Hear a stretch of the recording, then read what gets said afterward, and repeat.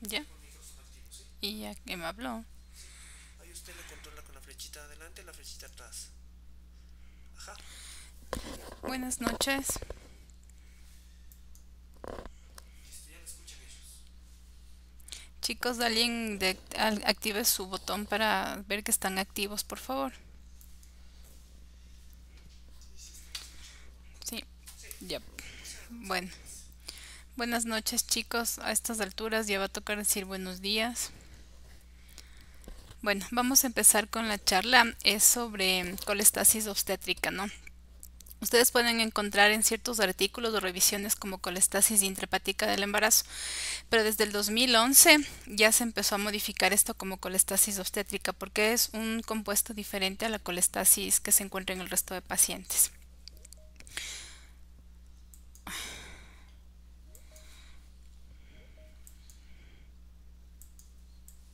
Ya, bueno, vamos a empezar un poquito con lo que es la definición de la colestasis intrahepática, ¿no? Esta va a ser una enfermedad hepática de etiología multifactorial. Se van a ver involucrados aquí la alteración de la homeostasis de los ácidos biliares en el hepatocito materno, ¿no? Los mismos que se van a encontrar elevados y realmente estos van a ocasionar un potencial daño placentario, un compromiso del bienestar de salud del fetal y esto puede aparecer durante la segunda mitad durante el segundo trimestre del embarazo. Sin embargo, no quiere decir que no puede aparecer en el primer trimestre también, ¿no? Pero es mucho más frecuente en el tercer trimestre del embarazo. Vamos a recordar un poquito las adaptaciones fisiológicas de la función hepática durante el embarazo.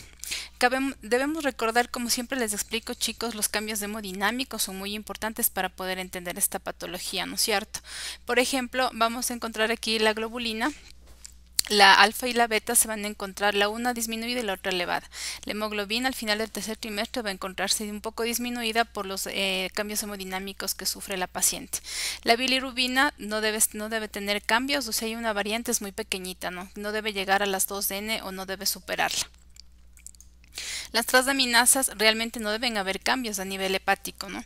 La fosfatasa alcalina puede aumentar de una hasta de 2 a 4 veces. El tiempo de protrombina tampoco tiene que ver cambios. El fibrinógeno puede aumentar en un 50%. La ceruloplasmina se incrementa, el colesterol sí duplica su valor, los triglicéridos se incrementan, ¿no? Ya. Y los factores de glóbulos blancos igual se van a encontrar un poco elevados. Vamos a hablar un poquito de la fisiología hepática. Nosotros debemos recordar que esto de las sales biliares tiene sus compuestos como el colesterol, los ácidos biliares y la bilirrubina, ¿no? Recordemos un poquito que esto es lo que van a hacer, estos se van a formar a nivel del hepatocito, ¿no? Y recordemos que estos van a ir a través de los canalículos biliares hacia la circulación sistémica a través de la vena porta. Recordemos que el 95% se van a reabsorber a nivel del hepatocito y la circulación enterohepática que se realiza, ¿no? Y apenas el 5% se va a eliminar por vía intestinal. Hay varias Esto le cargo las otras. Esto sigue.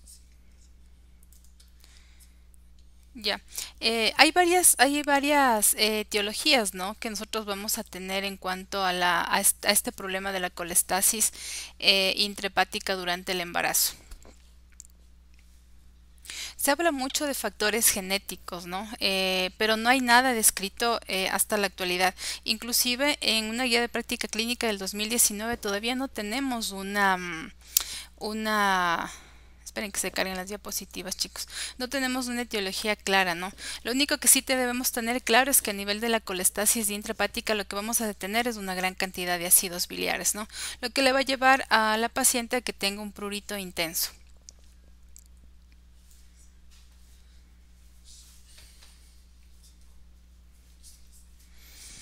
Ya, vamos a recordar un poquito.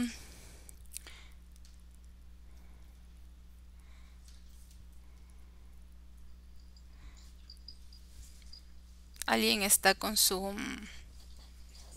micrófono encendido. Ya le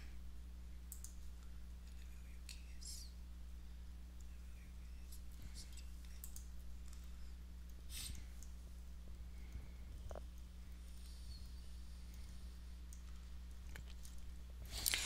es. Vamos a llamarle. Bueno, recordemos nuevamente los cambios hepáticos en el embarazo, ¿no? Por favor, apaguen sus micrófonos. Recordemos que durante el embarazo tenemos una gran liberación de estrógenos y progesterona. Todas las alteraciones analíticas que les mencioné anteriormente y los cambios fisiológicos que se suscitan, ¿no? Las pacientes tienen gran cantidad de bulimia, hay pacientes que se edematizan, eso puede ocasionar prurito también, ¿no? Y muchas de estas pueden empezar a mimetizar una enfermedad crónica hepática. El aumento de los estrógenos y la progesterona a este nivel lo que va a hacer es evitar que haya una reabsorción como tal de los ácidos biliares, ¿no? La bibliografía reporta que nosotros podemos saber si una paciente va a hacer o no colestasis durante su embarazo el momento que la paciente empieza a tomar anticonceptivos por la gran descarga de estrógenos que se produce, ¿no? Otra patogenia que nosotros podemos encontrar y que es de causa desconocida, como les mencionaba anteriormente, es por los factores genéticos. Estos se producen a través de las membranas de transporte, ¿no? O los factores metabólicos como la síntesis disminuida de la síntesis biliar en el embarazo. Puede ser por factores ambientales que tienen mucho que ver con la variación ecográfica que pueden tener estas pacientes y los factores hormonales que les mencionaba anteriormente. Esto es lo que nos va a llevar es una alteración en la excreción biliar, ¿no? Y es lo que le va a llevar a una colestasis intrahepática. Debemos recordar que la colestasis se clasifica en extrahepática y en intrahepática, ¿no? La intrahepática es por una anomalía en la excreción o la síntesis de esta, ¿no? Y la extrahepática se va a denominar así porque esta tiene que ver con un patrón obstructivo. Básicamente el que a nosotros nos interesa siempre es el de la colestasis intrahepática.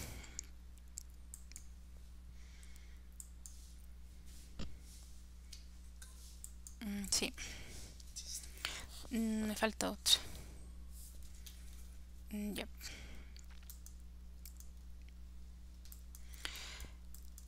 Dentro de los factores genéticos, este es un estudio que se realizó, realmente será hace unos 3 años, ¿no?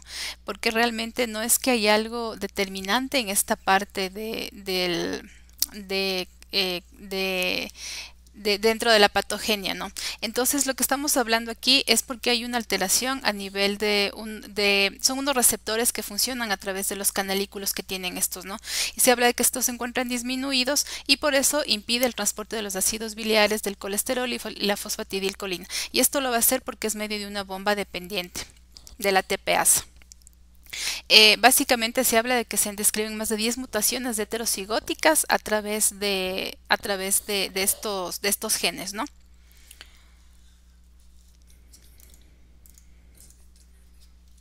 Sí. Ya. Otro de los factores que vamos a mencionar es el que les expliqué anteriormente, ¿no? Que es este sería conocida como la patogenia 3, habla de los factores hormonales, ¿no? Se habla de que estos factores hormonales, como son los estrógenos y la progesterona, funcionan como un gatillo, es un disparador que descompensa sobre todo a los pacientes si son heterocigóticas, ¿no? Y las gestaciones gemelares se van a aumentar mucho porque hay una derivación mucho más alta y elevada de y elevada de, de esto, ¿no? Va a ser mucho más aumentado en las pacientes con embarazos gemelares, como les decía anteriormente. La incidencia habla de que un 64% en las pacientes que han tomado progesterona micronizada. Es lo que les expresaba anteriormente, que todas las pacientes pueden tener este tipo de alteración y nosotros podríamos ya adelantarnos y saber si la paciente utilizó anticonceptivos y se quejó de la molestia de picazón o náusea, como lo reportan las pacientes cuando no toleran los anticonceptivos orales. Ya. Y la patogenia 5, que es la alteración en la excreción. Recuerdan que les mencioné anteriormente esto de la circulación enterohepática, pues desde en ese momento, ¿no? Porque normalmente entra, vuelve al intestino y otra vez se vuelven a reabsorber. El 95% y el 5% se elimina. Aquí se hace una contra y por eso es que nosotros tenemos gran cantidad de ácidos biliares elevados.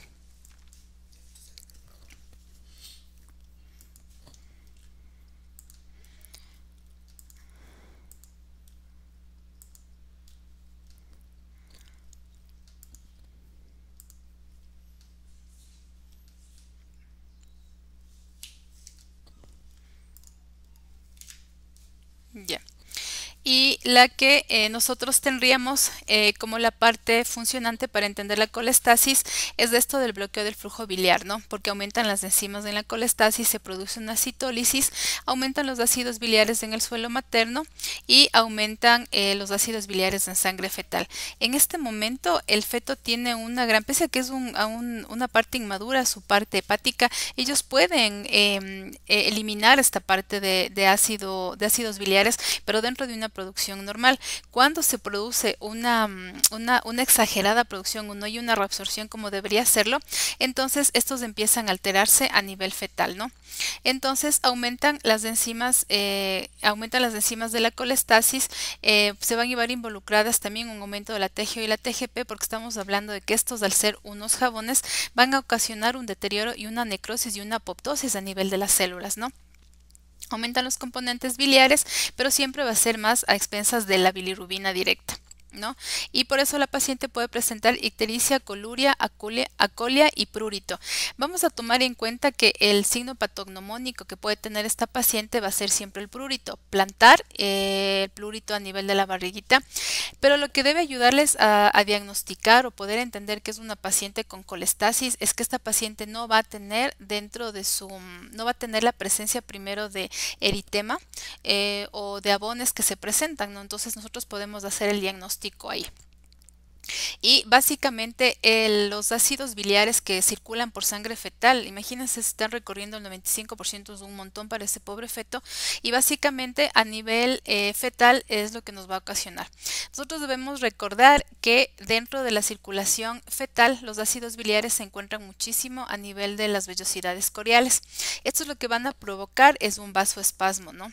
Y al provocar vasoespasmo vamos a tener alteraciones a nivel fetal, como pueden ser de su frecuencia cardíaca.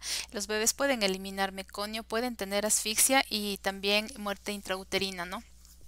A nivel del miometrio van a ocasionar necrosis entre la cara fetal y la cara materna, y esto lo que va a llevar es una estimulación, una excitación a nivel del miometrio, y le puede llevar a la paciente a que tenga una amenaza de parto prematuro. Como ustedes ven, no es una colestasis, sino podemos tener muchas alteraciones a nivel de esto, ¿no? El síndrome clínico se va a caracterizar por el prurito palmar, plantar o predominio nocturno, ¿no? Cuando hay una progresión de la enfermedad y ahí el tratamiento no ha funcionado o está ausente, se puede generalizar y llevar a lo que les mencionaba anteriormente a nivel de la parte fetal. El síndrome bioquímico que ustedes van a tener aquí va a ser una elevación de los ácidos biliares, porque ese va a ser el diagnóstico que nosotros vamos a tener, ¿no? Pueden tener aumento o no pueden tener aumento de enzimas hepáticas, de TGO, TGP, de bilirrubinas, de gamma GT, de fosfatasa alcalina y las bilirrubinas, ¿no? Como les estoy señalando aquí, los ácidos biliares en el suero materno van a constituir el marcador más sensible y precoz de la enfermedad, ¿no es cierto? Y la extracción de la sangre debe hacerse con un dosaje, la paciente debe estar por lo menos con un ayuno de 8 horas. Vamos a ver aquí cómo pueden subir los ácidos biliares cuando se encuentran aumentados. Siempre va a ser más a expensas del ácido cólico. Recordemos que dentro de los ácidos biliares, los primarios se considera el ácido cólico, ¿no? Ya, las transaminasas pueden estar elevadas en el 20 al 60% de las pacientes. La fosfatasa alcalina se puede aumentar hasta el 5 a 10%. La bilirrubina directa se va a aumentar entre el 10 al 20%. El tiempo de protrombina realmente, chicos, no tiene que estar elevado, ¿no? Pero cuando ya nosotros tenemos esto, vamos a tener más allá de unos 40 unidades de ácidos biliares elevados, y va a haber un aumento de los triglicéridos y colesterol que normalmente van a estar elevados, pero básicamente siempre el diagnóstico, chicos, ustedes lo deben hacer con los ácidos biliares, porque hay pacientes que tienen transaminasas negativas, fosfatasa alcalina, y las bilirrubinas están dentro de su parte normal, ¿no? Entonces, vamos a tener los signos y síntomas, y realmente estas pacientes pueden llegar a una alteración hepática increíble, ¿no? Con colestasis, citólisis. Realmente yo no he tenido la oportunidad de ver pacientes que se compliquen tanto porque el diagnóstico se los puede hacer rápido, y el manejo solo empieza cuando la paciente ya empieza a tener prurito, ¿no? Aquí, en esta guía del 2019, nos hablan de los valores que nosotros debemos mantener. Cuando tenemos una paciente con 40 milimoles litro de ácidos biliares, estamos hablando de una paciente de alto riesgo. El óbito fetal que se puede presentar en este momento es casi del 100%.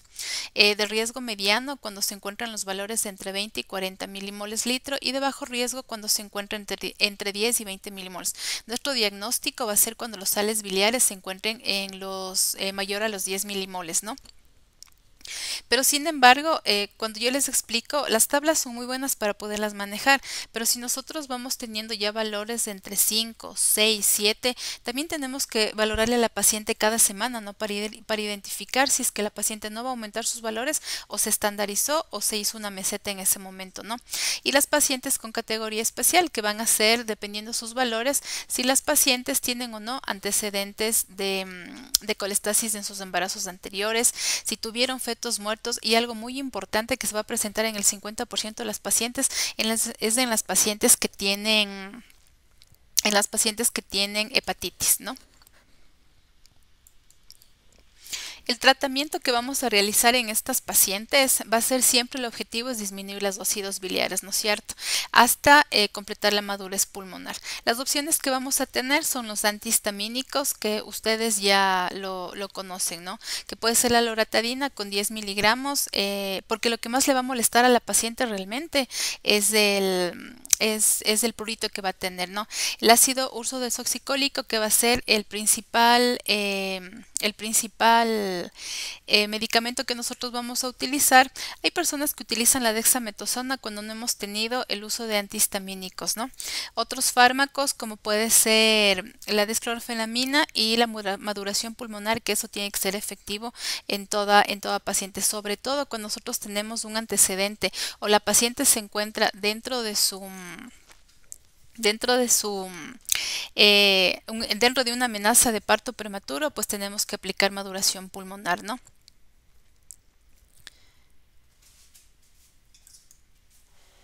¿Cómo vamos a hacer la valoración? Estas pacientes tienen que ser valoradas semanalmente, ¿no? O cada 15 días, dependiendo de la edad gestacional en la que se encuentren. Realmente estas pacientes tienen que ser manejadas en un sitio de alto riesgo obstétrico para poderla valorar, porque tenemos que evaluar qué paciente es la que puede ser una paciente ambulatoria y qué paciente no puede ser una paciente ambulatoria, ¿no es cierto? ¿Qué tan frecuente va a ser que ella tome su medicación? ¿Qué tanto nosotros vamos a poder ayudarle a la paciente a que pueda culminar su embarazo y no llegue en un desenlace fatídico como puede ser, ¿no? El ácido urodesoxicólico, ¿cuál va a ser? Va a modificar el pool de los ácidos biliares, ¿no? Va a disminuir la síntesis hepática del colesterol y va a modificar la composición global de la bilis, y va a hacer que aumente la excreción de los ácidos biliares.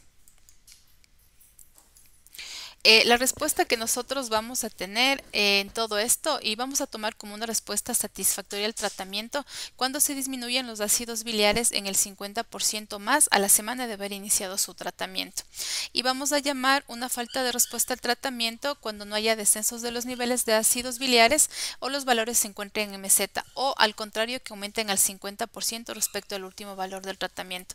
Recordemos que si nosotros tenemos una falta de respuesta al tratamiento, no nos resultó efectiva, primero debemos preguntar a la paciente si está tomando la medicación adecuadamente como nosotros le hemos solicitado.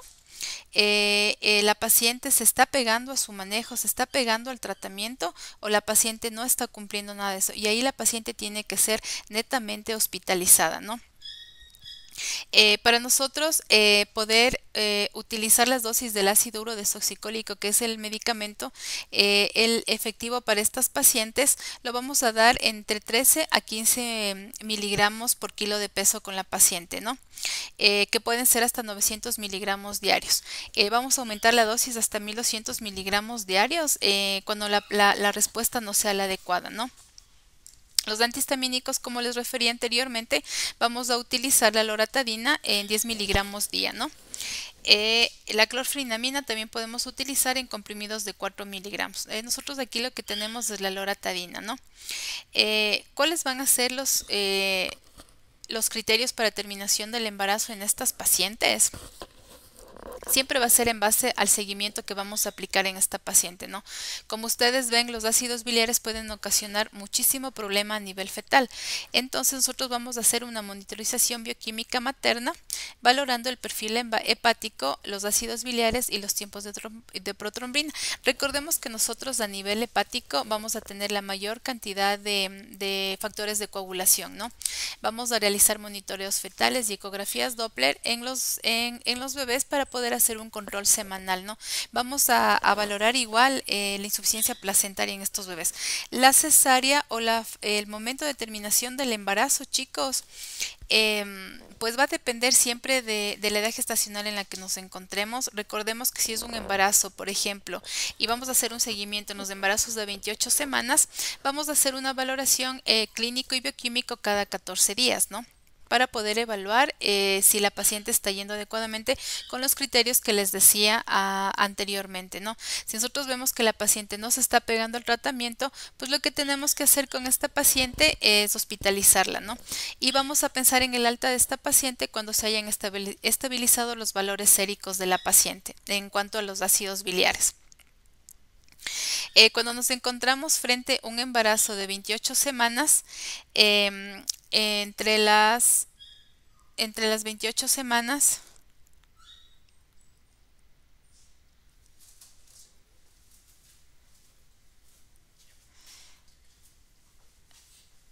entre las 28 semanas hasta las 32 semanas, pues los monitoreos tienen que ser mucho más apegados, ¿no?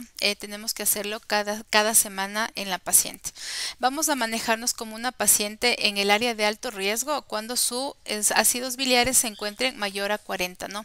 Estas pacientes sí van a tener ya un criterio de internación. Ella no podemos dejarla de internar y vamos a evaluarle a la paciente con el tratamiento. Vamos a utilizar hepatoprotectores, maduración pulmonar fetal. Recordemos lo que yo les explicaba anteriormente, que a nivel hepático podemos tener una apoptosis.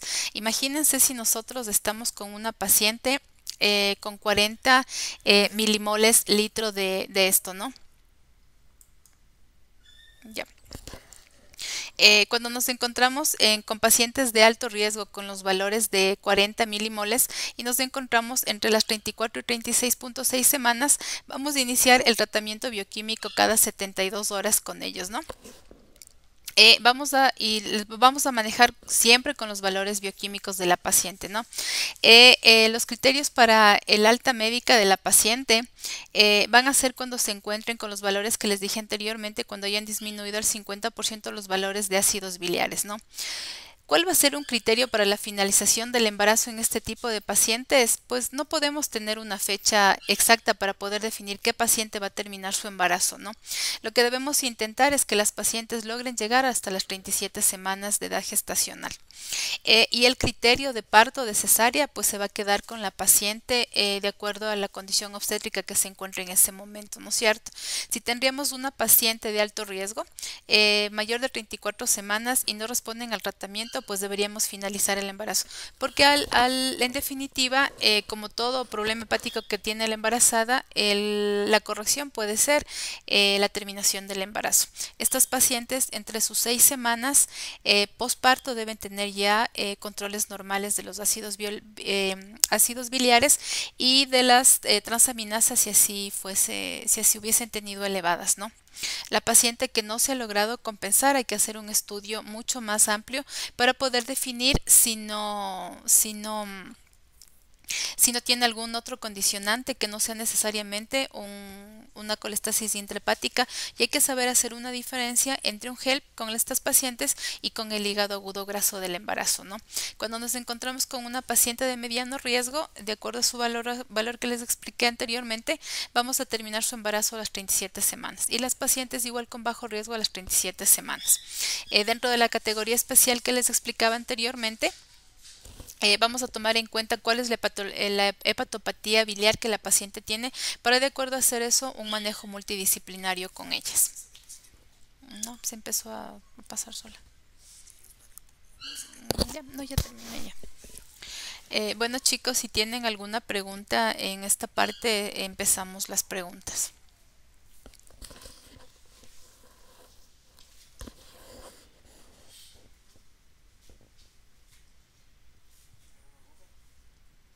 ¿Alguna duda?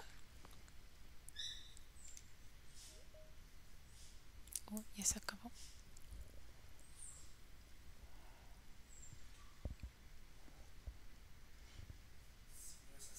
Les pregunto. Buenas, buenas noches, doctora. Hola. Sí, mi pregunta sería, en el momento que la paciente nos viene, ¿no es cierto?, refiriendo por mí con toda la parte clínica, nosotros le pedimos el diagnóstico. Con eso confirmaríamos que tiene la colestasis, ¿no es cierto? O sea, claro, es que eso te digo, o sea, no siempre el diagnóstico que te habla siempre es del ácido biliar, ¿no? El problema es que nosotros y en los laboratorios, ¿tú tienes en tu laboratorio ácidos biliares? No, no, no, No lo no tenemos. tenemos. Ajá, sí, es Claro, que el diagnóstico es con pero el ácido biliar. el ácido biliar, según lo que le entendí, es lo que le afecta al producto, ¿no es cierto? Claro, ajá. Pero se hace el diagnóstico con el ácido biliar o con las bilirrubinas. No, pues es con las El bilirrubinas. nombre, claro, sería con las Ajá. bilirrubinas, por eso colestasis del embarazo. Entonces, que hay una colestasis va a elevarse la insulina. Claro, ajá, siempre se eleva la... Pero a lo que me refería es que no siempre vas a tener una elevación muy marcada de las bilirrubinas, ¿no es cierto? Pero dentro de las guías de práctica, por lo menos en las del 2019, te explica que nosotros debemos evaluarnos con el prurito de la paciente, ¿no es cierto? Si hemos descartado que la paciente no tenga algún problema en su piel, ¿no es cierto? Que no haya comido algo que sea alérgica, claro, y sobre Sí, todo, acuérdate que el prurito de la paciente, ¿cómo es el prurito que viene a la paciente embarazada? No tiene ronchas, que es lo primero que te dice, solo me pica, y me pica en la noche, y me pica las palmas de las manos, me pica las plantas, y me pica en los pies, y lo único que tengo, y qué es lo que hace la paciente es rascarse. Incluso el edema que puede presentarse ello por el rascado es diferente, ¿no es cierto?, a una roncha.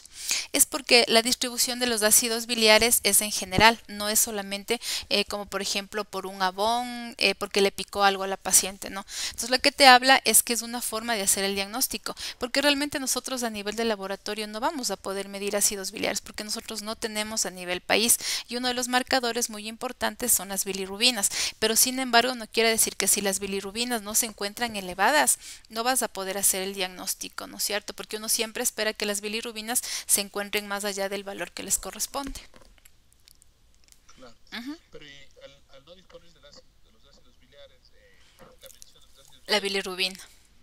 no, solo con bilirrubina. Claro, la bilirrubina. Es que si tú tienes, si nosotros valoramos a las pacientes, ¿no? Por eso es que es la complejidad del diagnóstico entre el Claro, HELP, entre qué es con la paciente. Por ejemplo, si tú tienes una paciente con prurito y tienes unas bilirrubinas elevadas, puedes hacer el diagnóstico, pero ¿qué tal si esta paciente viene con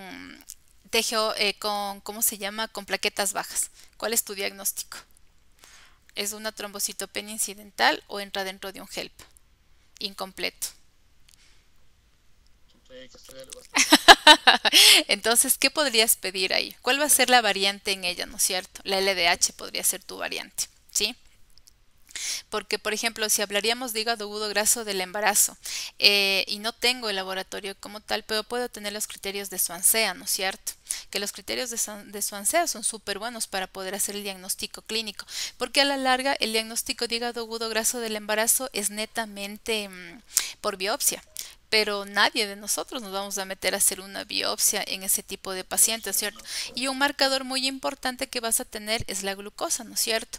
Dentro de esto, dentro de los, ajá, dentro de la evaluación de esto de la colestasis intrahepática, lo que nunca vas a tener es una glucosa baja, ¿no es cierto?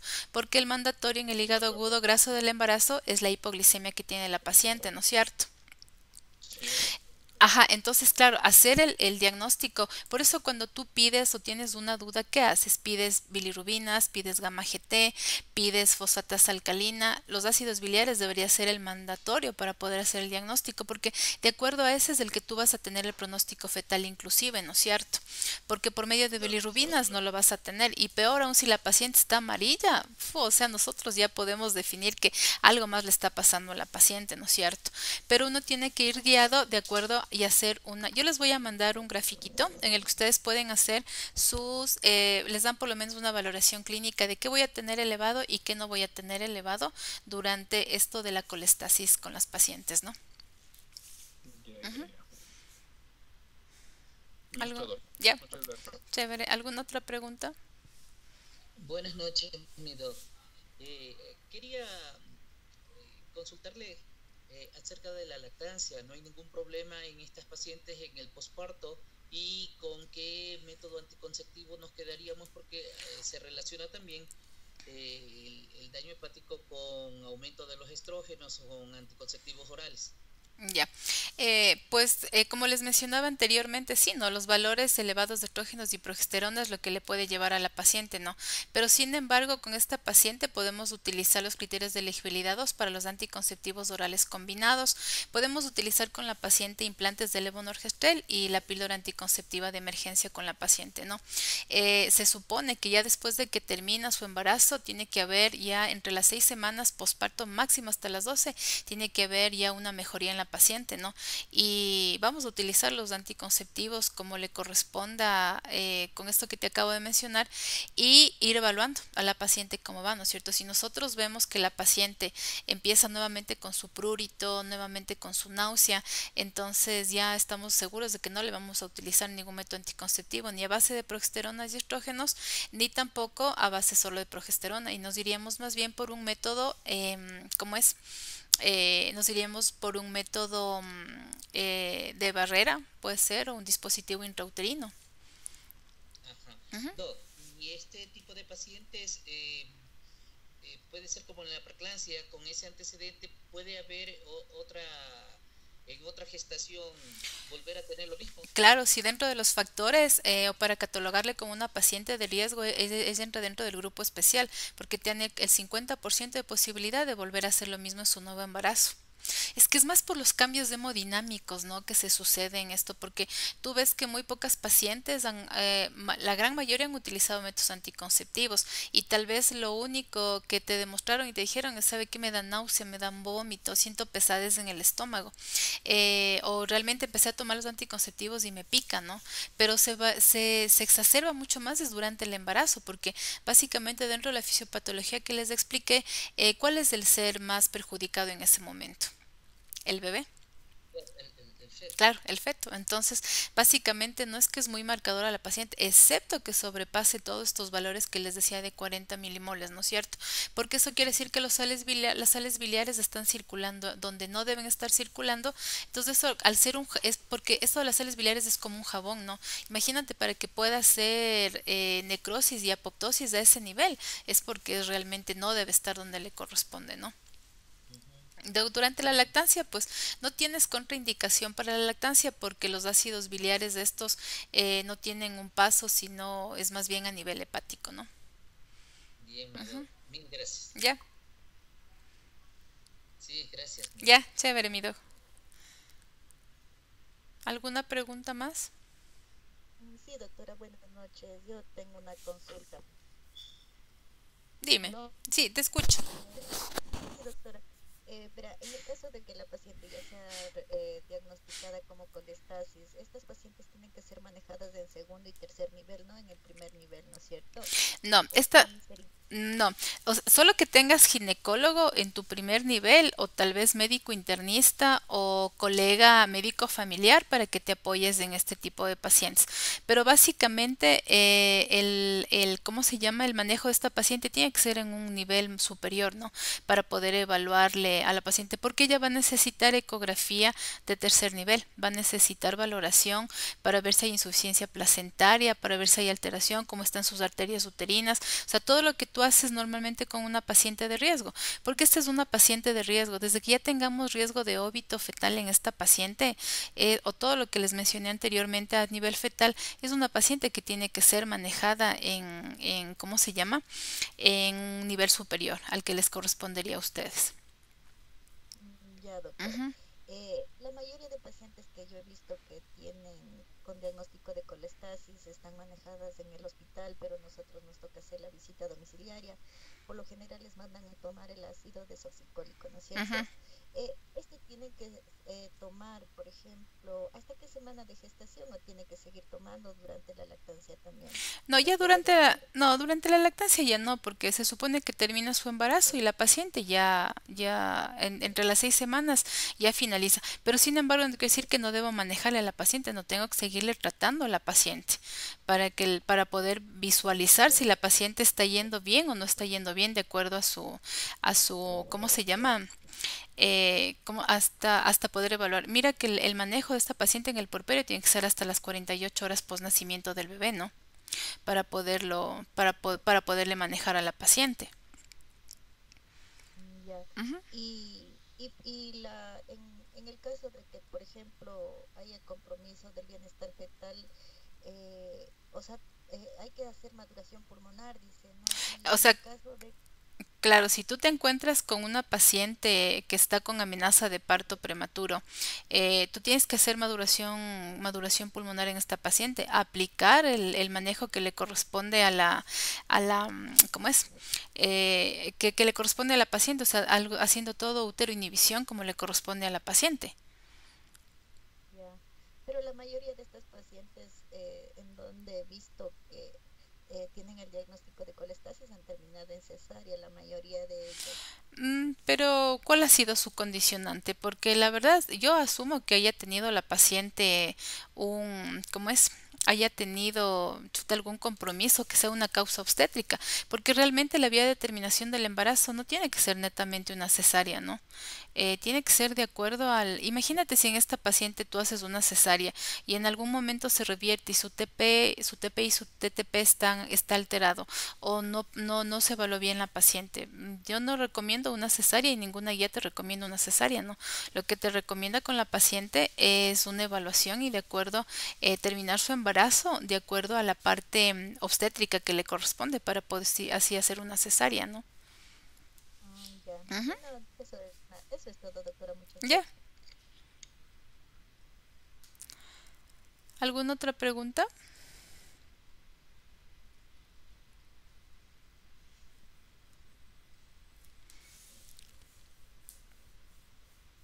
¿Aló? ¿Ninguna pregunta más?